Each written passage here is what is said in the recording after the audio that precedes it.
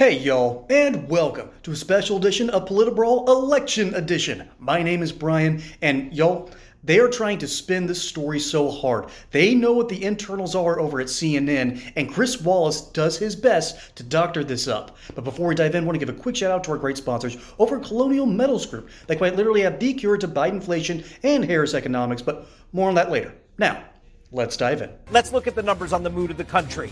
It's a pretty dour mood in terms of the way people feel things are going in the United States. Nationally, only 7% of voters say they're enthusiastic.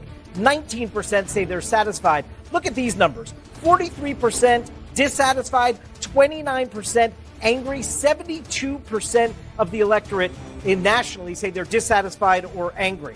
What about America's best days, we ask? Are they in the future or are they in the past?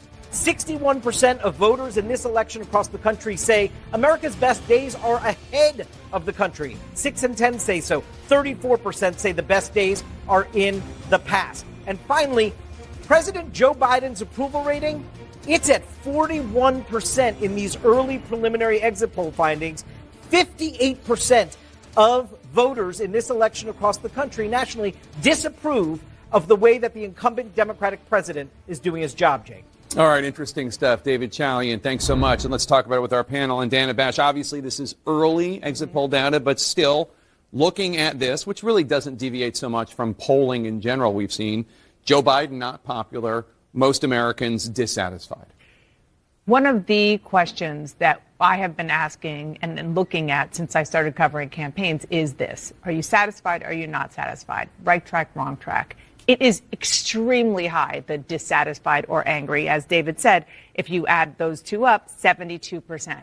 What we don't know, because this is such a different election, is whether the dissatisfaction or anger will be taken out on Kamala Harris or Donald Trump, because they are both effectively, Harris is part of the current administration, but Donald Trump and the Trump era is very much upon us. We don't know how that's going to be. I got to say, I think that's putting the best spin on it.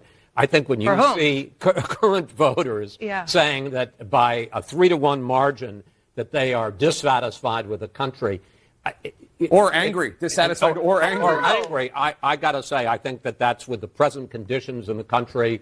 In conventional terms, it would be a miracle that Kamala Harris could win with that kind of headwind, and also with a president. Remember, she was part of the administration. The Biden-Harris administration was 41% approved, 58% disapproved. This isn't even close to the 50% they traditionally. Let me just finish my point, which is just that if she is able to overcome those numbers and still win this election, then she has done a remarkable job of somehow separating herself that she's part of the solution and not part of the problem. To be fair, he has a point. If she still somehow wins, she will have overcome her own millstone around her neck. And currently, the early polling is suggesting that things are doing pretty good across the country because urban turnout is at rock bottom. Here's what's happening. And I'll get into the video in a minute, but I just want y'all to know, just in case you're watching this election night, so far, it looks like black voters are just saying no. They're not voting for Trump like we thought they would, but they are just saying no. Just no. So that's why these numbers are so bad. But it makes me wonder. How long have they known this? Oh, because they've known this. They know that this has been a major problem. So let me get this straight. You have known that there is a huge national anger out there. 29% of those people, and I would fall under that 29% of people, are angry. That's not good. Hey y'all, I'm not exactly looking at retirement anytime soon, but my parents are, and friends of my parents are, and I'm sure either you or someone you know is looking at retirement and wondering, what do I do? How do I help prepare for this in this economy with this terrible president and with a vice president who basically coup d'etat him and is now looking to run for president herself? How do you protect against this? Well, simple. You go over to my friends at Colonial Metals Group. They quite literally have something called the Retirement Package Plan. This plan backs your wealth with gold and silver accounts. And furthermore, you will have direct access to these accounts. So you're not at the whims of Wall Street. You're not at the whims of inflation. You are in command of your own destiny. As a bonus, qualified applicants can receive up to $10,000 in free silver, plus a couple of other little goodies that they're going to package up for you, and you're going to be able to protect your wealth and your retirement. So go over to this link in the description below at colonialmetalsgroup.com or call this number 800-203-0422 and see how they can help you prepare for retirement today by backing your account with gold and silver. Don't delay your retirement, folks. Protect the money that you earned with Colonial Metals Group. They're here to help. That's not good, and nearly 50% were dissatisfied. That left I think 19% and 7%. 7% satisfied. Single digits. All right? Single digits satisfied. And the only people who are satisfied in this country today are the rich white liberals and, I'm going to be honest, some rich white conservatives who have become liberal because they've made their money, they've stopped fighting, they've stopped caring, and they're in their nice little enclaves, they're in their wonderful little gated communities, and they are isolated from all the problems. And their kids are isolated too because their parents have the money. But if you are outside of that enclave, you know it's not good.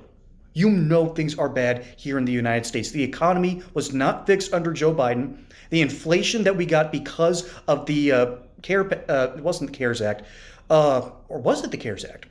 But his spending bill. We were at the ledge, okay? The austerity measures in order to get rid of a certain unspecified virus of unknown origin pushed us to the edge. And then Joe Biden says, let's jump without a parachute. And for some reason, a lot of our Republicans went along with this. We got pushed over the edge by bad policy, bad ideology, and ultimately, we have seen little good for it. We basically screwed over the, middle class and lower class to pay for the upper class to feel better about themselves. No wonder voters are ticked. And furthermore, I'll leave with one major nugget here. Fairfax County, which is one of the gold mines of the Democrat Party, one of the big reasons it is so hard to flip Virginia now. Fairfax County, their voter numbers are down because they know these are people that work in government. These are people who work in tech. These are people who know deep down they don't like what's going on. But they can't go out to their neighbors. They can't go to their bosses and say, we voted Republican. So instead, they're leaving it blank. That's going to be the narrative that comes out of this entire election cycle. And I'd rather it be left blank than, vote for Kamala. But y'all, this is wild. They're trying to spin this as best they can. And when you have Chris Wallace trying to run point for you, you are in big, big trouble. And I'm here for it.